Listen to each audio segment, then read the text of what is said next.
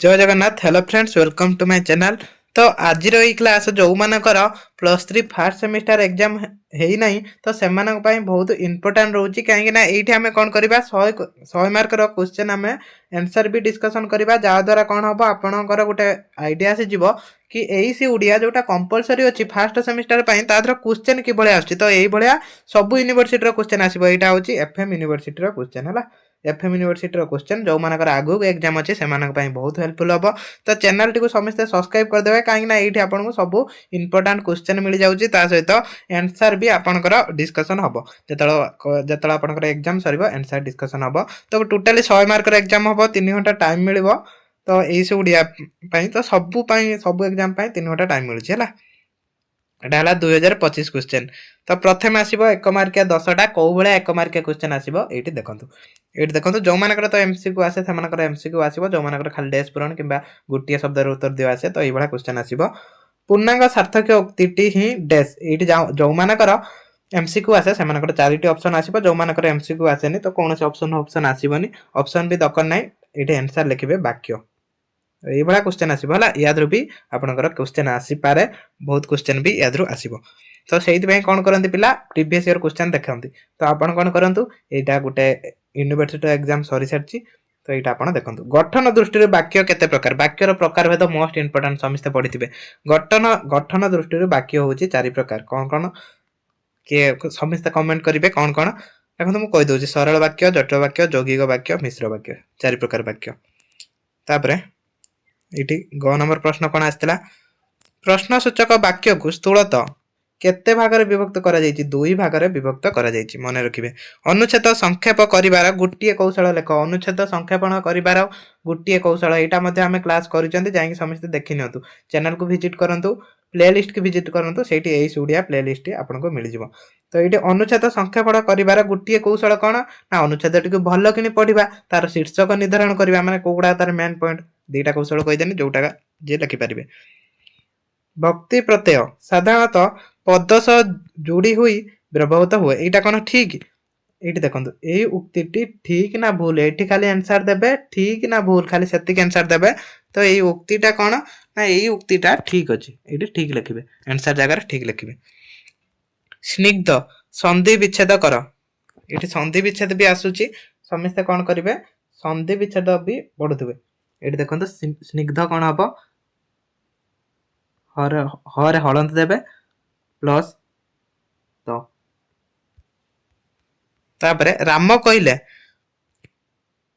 मु गोटे भल पिला परोक्ष उक्ति रे परिणत कर एटा परोक्ष उक्ति रे कौन कौन परिणत करबा एटा टिके बुझंतु हैला एटा कौन कहछि एटा कहछि परोक्ष उक्ति रे एटा कौन कहला राम कहला मु गोटे भल पिला माने राम कौन कहछि राम कहछि मु होछि गोटे भल पिला सेटा को जेतळे धर राम कहला यहाँ राम कथर मुझे शुणी तो सही मुझे कथा कहने मुझे कौन कहमी मुझे कहमी राम कहला जे से गोटे भल पिला बुझले। तो ये आंसर कौन हम ये राम कहला मु गोटे भल पिला सेटा जदि आउ जने किए कह सी कौन कह राम कहला जे सी राम कथर शुणी राम कही मु गोटे भल पिला तो सी कह कौन ना राम कहला जे से हूँ भल पिला।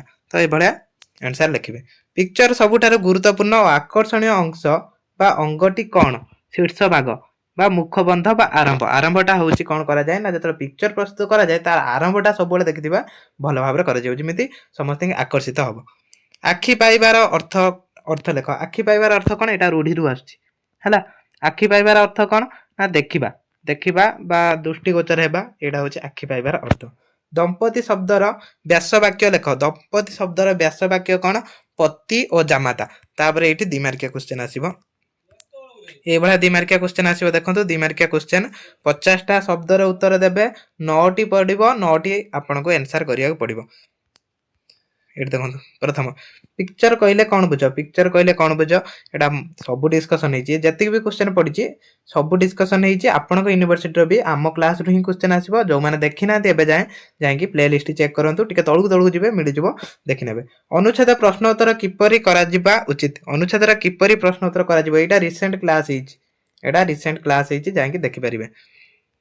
लिंगगत शुद्धिता कौन बुझाई लेख लिंगगत अशुद्धि सॉरी मुझे शुद्धिता लिंगगत अशुद्धि कौन कौन लिंगगत अशुद्धि एटा ସମସ୍ତେ କ'ଣ କରନ୍ତୁ ଯାଇକି ଏବେ ବି କ୍ଲାସ୍ କରନ୍ତୁ। ଆକାଂକ୍ଷା କହିଲେ କ'ଣ ବୁଝ? ଏହା କାହା ଲକ୍ଷଣ ବିଷୟ ଅଟେ? କାହାର ଏଇ ଲକ୍ଷଣଟା ହେଲା, ଏଇଟା ଆକାଂକ୍ଷା। ଏଇଭଳିଆ ସବୁ କ୍ୱେଶ୍ଚନ୍ ଆସିବ। ତ କ୍ୱେଶ୍ଚନ୍ ଦେଖିବାର ଲାଭ କ'ଣ ହବ ଆପଣଙ୍କର? ନା ଆପଣ ଜାଣିପାରିବେ ଏକ୍ଜାମ୍ର କୋଉ ଭଳିଆ କ୍ୱେଶ୍ଚନ୍ ଆସୁଛି। ତ ସେଇଭଳିଆ ଆପଣଙ୍କର ବି ଆସିବ। ସ୍ତମ୍ଭର ଭାଷା କିପରି ହେବା ଉଚିତ? ସ୍ତମ୍ଭର ଭାଷା କିଭଳି ହବ? ସ୍ତମ୍ଭର ଭାଷା। ତାପରେ ବିଜ୍ଞାପନ ଶୀର୍ଷକର ବିଶେଷତ୍ୱ ଲେଖ। ରୂଢ଼ି ବୈଶିଷ୍ଟ୍ୟ ଗୁଡ଼ିକ ଉଲ୍ଲେଖ କର। ଅନୁଚ୍ଛେଦ ସଂକ୍ଷେପରେ 2ଟି ବିଧି ଉଲ୍ଲେଖ କର। 2ଟି ବିଧି ମାତ୍ର ଲେଖିବେ। ସବୁ ବିଧି ଗୁଡ଼ାକ ଆମେ କ'ଣ ପଢ଼ିଛନ୍ତି। ବ୍ୟକ୍ତିଗତ ପତ୍ରର ସମ୍ବୋଧନ କେଉଁଠାରୁ ଓ କିପରି ଆରମ୍ଭ ହୁଏ? ବ୍ୟକ୍ତିଗତ ପତ୍ର। ତ ବ୍ୟକ୍ତିଗତ ପତ୍ର ଉପରେ ବି ଆମେ ପଢ଼ିଛନ୍ତି। ସମସ୍ତେ ଯେଉଁମାନେ ରେଗୁଲାର କ୍ଲାସ୍ କରିଥିବେ ଏଫ୍ଏମ୍ ୟୁନିଭର୍ସିଟି ପିଲା ନିହାତି ଭାବରେ ଭଲ କରିଥିବେ। ତ ଏଫ୍ଏମ୍ ୟୁନିଭର୍ସିଟି ପିଲା ଟିକେ କମେଣ୍ଟ କରିବେ କେଉଁମାନଙ୍କର ଏକ୍ଜାମ୍ ଭଲ ହେଇଛି। ନିମ୍ନୋକ୍ତ ଆଉ ଯେଉଁମାନେ ଅନ୍ୟ ୟୁନିଭର୍ସିଟି ପିଲା ରହିଛନ୍ତି ସେମାନେ ଟିକେ କମେଣ୍ଟ କରିବେ ଆପଣଙ୍କର କେଉଁ ୟୁନିଭର୍ସିଟି, ତା ସହିତ ଆପଣଙ୍କ ଏକ୍ଜାମ୍ ଡେଟ୍ଟା ଟିକେ କହିଦେବେ। ଏଠି ଦେଖନ୍ତୁ, ତାପରେ 10ଟି ଆସିବ ଆପଣଙ୍କର 5 ମାର୍କିଆ କ୍ୱେଶ୍ଚନ୍। 10ଟିରୁ 8ଟି କରିବେ। 10ଟିରୁ 8ଟି କରିବେ। କିଭଳିଆ କ୍ୱେଶ୍ଚନ୍ ଆସିବ ଦେଖନ୍ତୁ। ବାକ୍ୟର ବିବିଧ ଅଂଶ ଗୁଡ଼ିକ ଆଲୋଚନା କର। ତାପରେ ବାକ୍ୟର ଲକ୍ଷଣାବଳୀ ଆଲୋଚନା କର। ଏଇଟା କୁହାଯାଇଥିଲା ସିଲେକ୍ସନ କ୍ୱେଶ୍ଚନ୍, ଏଟା ପଡ଼ିଥିଲା।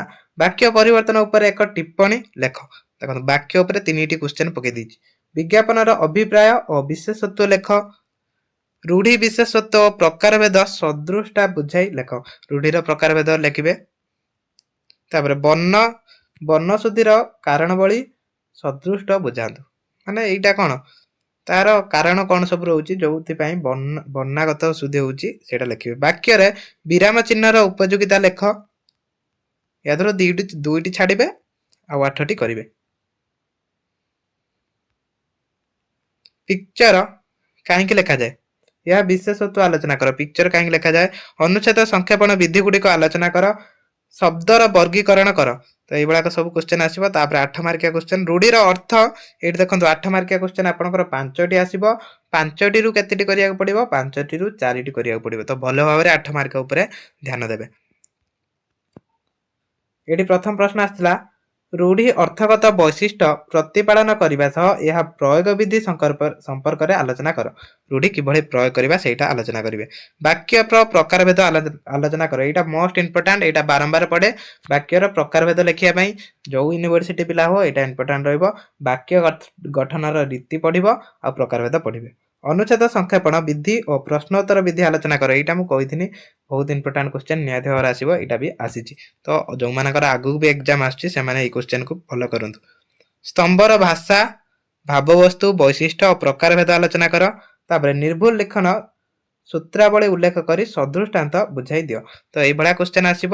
ତ ମୁଁ ଆଶା କରୁଛି ସମସ୍ତଙ୍କୁ ଏଇ କ୍ୱେଶ୍ଚନ୍ଟା ହେଲ୍ପଫୁଲ୍ ହେଇଥିବ। ତା ସହିତ ଯେଉଁମାନେ ଜୁନିୟର ପିଲା, ନେକ୍ସଟ ଯେଉଁମାନେ ଜୁନିୟର ପିଲା ଆସିବେ ସେମାନଙ୍କ ପାଇଁ ବି ପ୍ରିଭିୟସ୍ ଇୟର କ୍ୱେଶ୍ଚନ୍ ଏଇଟା ରହିଲା, ସେମାନଙ୍କ ପାଇଁ ବି ଏଇଟା ହେଲ୍ପଫୁଲ୍ ହେବ ଏଇ କ୍ଲାସ୍ଟି। ତ ସମସ୍ତଙ୍କ ଛୋଟିଆ ଅନୁରୋଧ, ସମସ୍ତେ ଲାଇକ୍ କମେଣ୍ଟ କରିବେ। ତା ସହିତ ରେଗୁଲାର କ୍ଲାସ୍ କରିବା ପାଇଁ ଚ୍ୟାନେଲଟିକୁ ସବସ୍କ୍ରାଇବ୍ କରିବେ। ଜୟ ଜଗନ୍ନାଥ।